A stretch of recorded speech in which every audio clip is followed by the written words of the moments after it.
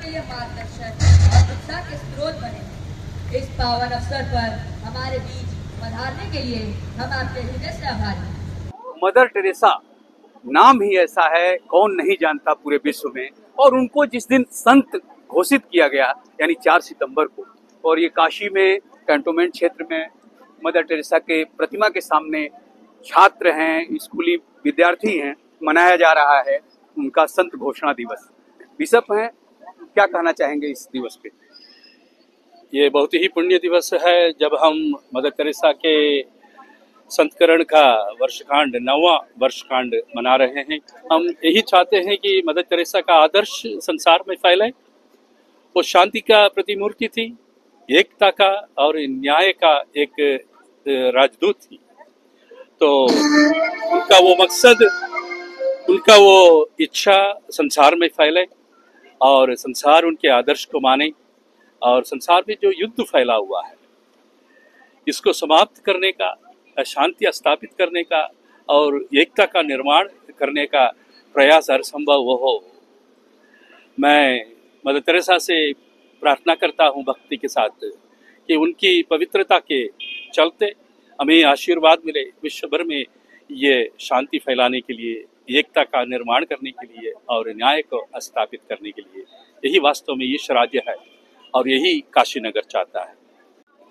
हम बहुत आभारी हैं आज के दिन के लिए, क्योंकि हम ये बात जानते हैं कि मदर टेरेसा ने शिक्षाएं हमें दी हैं वो हमारी मानवता का स्तंभ है।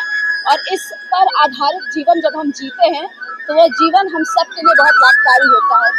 और मैं एक शिक्षिका होने के नाते मैं ये जानती हूँ कि आज के समय में हमारे बच्चों को बहुत जरूरी है कि वो इन शिक्षाओं पर चले ताकि उनका जीवन सफल हो, सिर्फ ना उनके लिए पर उनके परिवारों के लिए और समस्त राष्ट्र के लिए।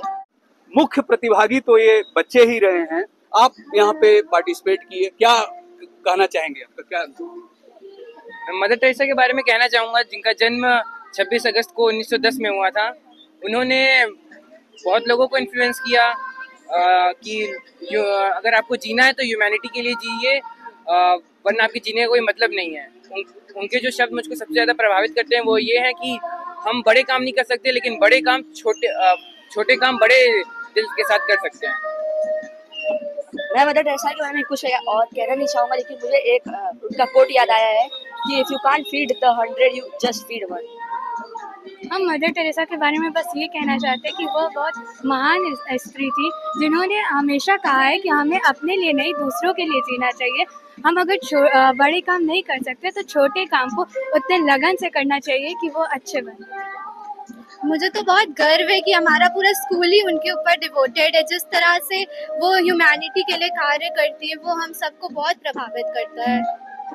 ये बच्चे जो भाव रखते हैं और इन्हीं के माध्यम से ये भावना फैलाई जा सकती है जो मदर टेरेसा की सोच थी। यह हमें स्मरण दिलाता है कि हम सभी एक आध्यात्मिक यात्रा पर हैं। बच्चे तो कई स्कूल के आए हैं, लेकिन जो बच्चे विशेष हैं हमारे समाज के, वो भी बच्चे आए हुए हैं। आप लोगों ने मदर टेरेसा के संत घोषणा दिवस में पार्टिसिपेट किया, कैसा लगा? आपने तो गाना भी गाया। यस, मदर टेरेसा हम सबकी सेवा करती थी और उनका सेवा और वो गरीब दीन दुखियों की सेवा करती थी, तो हमें उनका ये सेवा भावना बहुत अच्छा लगता है। उनके नाम पे हम सब यहाँ आते हैं